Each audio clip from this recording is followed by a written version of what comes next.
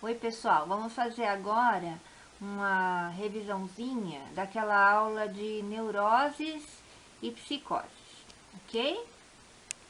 Eu coloquei um texto para vocês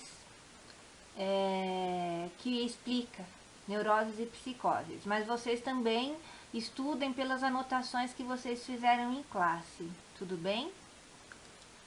Bom, primeira questão é que vocês devem sempre lembrar, se vocês pegarem alguns livros de psiquiatria, psicologia, vocês vão encontrar classificações diferentes desta que eu pus para vocês. Existem várias classificações, teóricos diferentes e nomes diferentes para as neuroses e psicoses.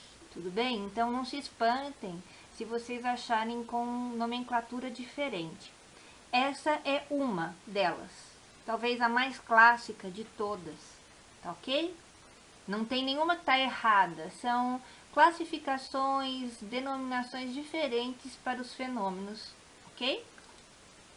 Então, assim, existem dois tipos de doença mental, são as neuroses e as psicoses.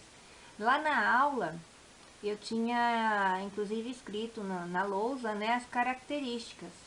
As psicoses são doenças consideradas mais graves, tá ok?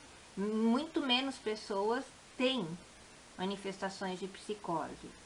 Já as neuroses, hoje tem-se que todas as pessoas têm algum tipo de manifestação em algum grau, em algum momento da vida. Então, todos nós, a gente poderia afirmar que temos neurose, somos neuróticos, tá? Agora, psicose não. Psicose são doenças mais severas, né? Mais comprometedoras.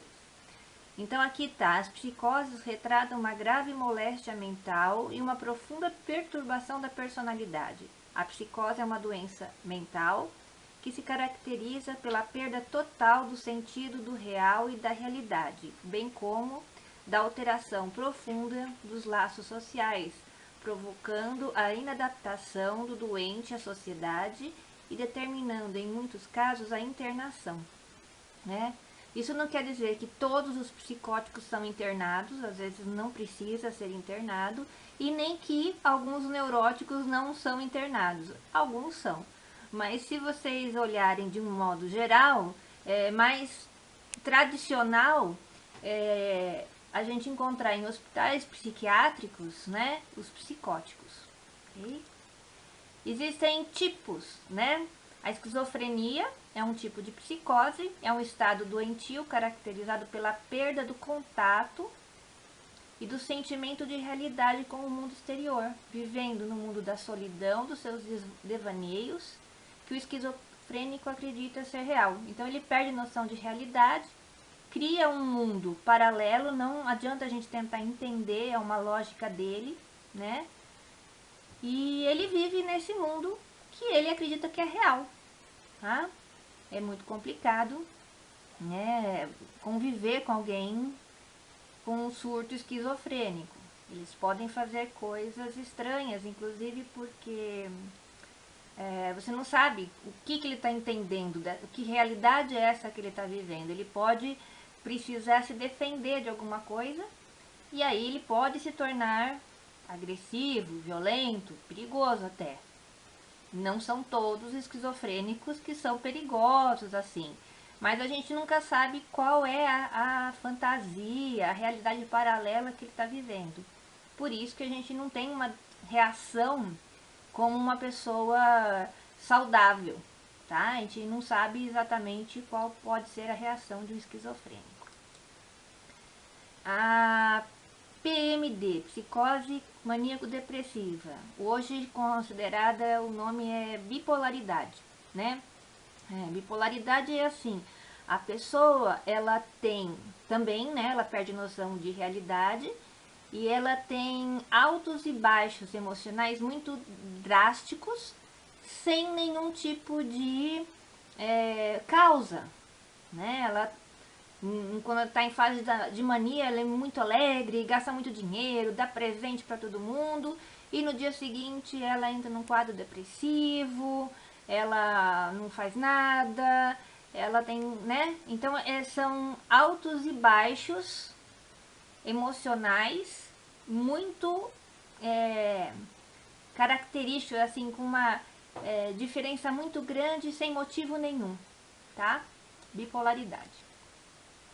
Delírio, né? Delírio é um sintoma que pode aparecer no esquizofrênico, pode aparecer no bipolar. Ele vive numa situação paralela, né? Um fato, ele cria uma realidade e ele vive nessa realidade. Então, por exemplo, ele tem delírio que ele é Napoleão, né? Um clássico aí da psiquiatria. Ele vive como se fosse Napoleão, né? Eu sou Jesus Cristo, né? Então ele vive e acha ruim de quem questiona essa realidade, porque na cabecinha dele, ele é Jesus Cristo, né? Dentro do delírio existe a alucinação, que está ligada aos órgãos do sentido. Então ele sente cheiro, ouve coisas,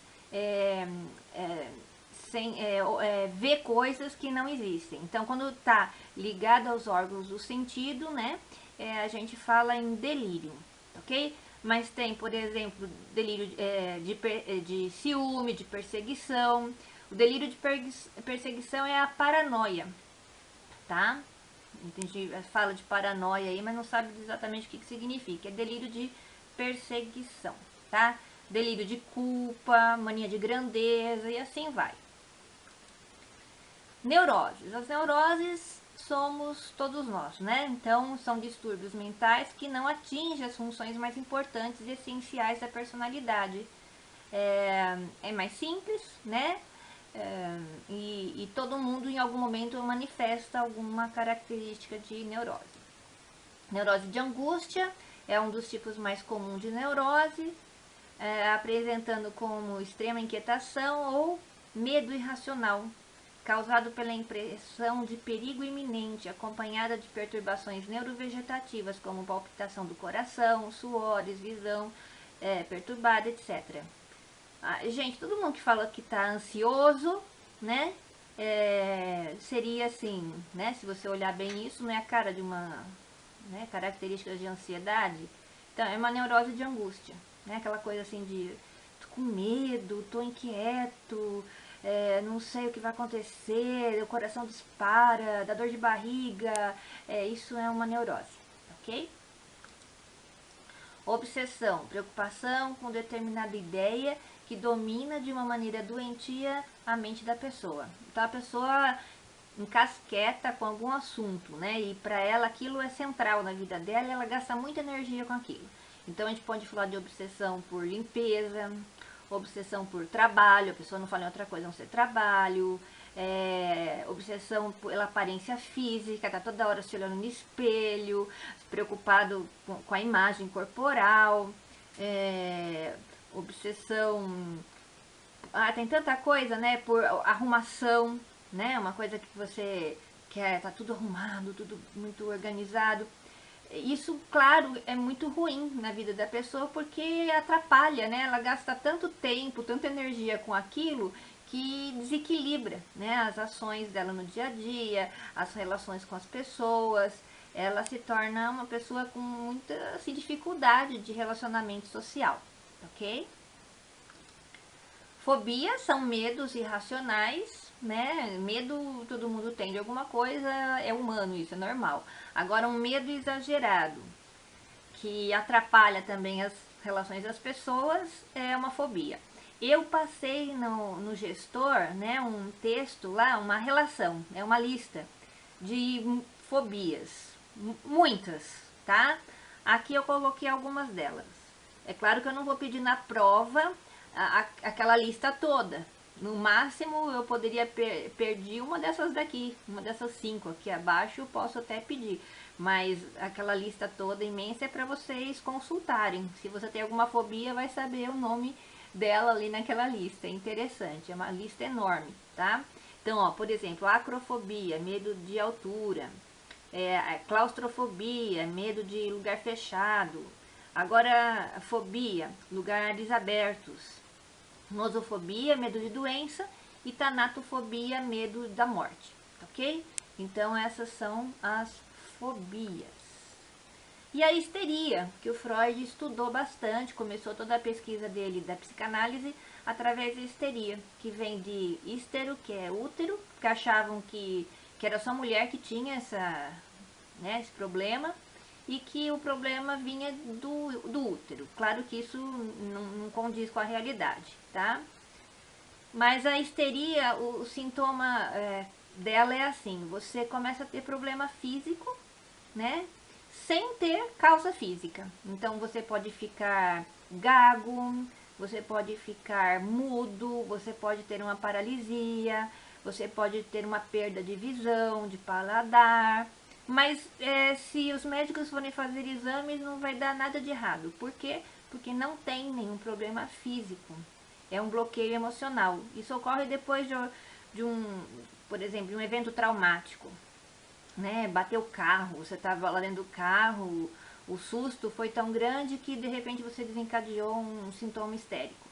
Se vocês lembrarem lá no filme do Freud, quem assistiu Freud Além da Alma, o Freud ele era histérico, né? Lembra que ele não conseguia entrar no cemitério quando o pai dele morreu? Ele desmaiava, né? Então aquilo era um sintoma histérico. Pessoa que diante de uma situação desmaia, pode ser um sintoma histérico, ok? Ah, por que chamam de histérico a pessoa que dá piti, que faz, sabe, aquela coisa dramática e tal, né? É porque o histérico ele tem um perfil de personalidade muito característico, que não é a característica da doença em si, mas a personalidade. São pessoas mais dramáticas, tá? Então são pessoas mais dramáticas, mais teatrais, assim, que acabam desenvolvendo esses sintomas da histeria, ok? Bom, de um modo geral, gente, desculpa aqui, pera um pouquinho. De um modo geral, é assim, ó, neuroses e psicoses. Psicose são doenças mais graves, neurose, de um modo geral, mais simples. Tratamento de psicose. Normalmente, um psicótico precisa de remédio de uso contínuo, né? Às vezes ele fica dependente desse remédio para o resto da vida. O neurótico, ele faz mais terapia. Às vezes ele usa algum medicamento, porém, fato que o neurótico, se ele usar medicamento, vai ser usado por um tempo limitado. Ele não deve estender esse uso e pensar que vai ter que usar isso pela vida inteira, tá? Não tem essa necessidade. Fazendo uma terapia, ele consegue se livrar, né, do uso do medicamento. O psicótico, ele perde noção de realidade. O neurótico não perde noção da realidade. O psicótico, ele tem muita dificuldade de entender o problema dele, ele não acha que ele tem alguma doença, que está acontecendo alguma coisa errada com ele, e o neurótico sabe perfeitamente que ele não está bem e que ele precisa de ajuda, ok? Essas são as grandes diferenças entre psicoses e neuroses, ok, turminha? Então é isso. Beijo, tchau, tchau.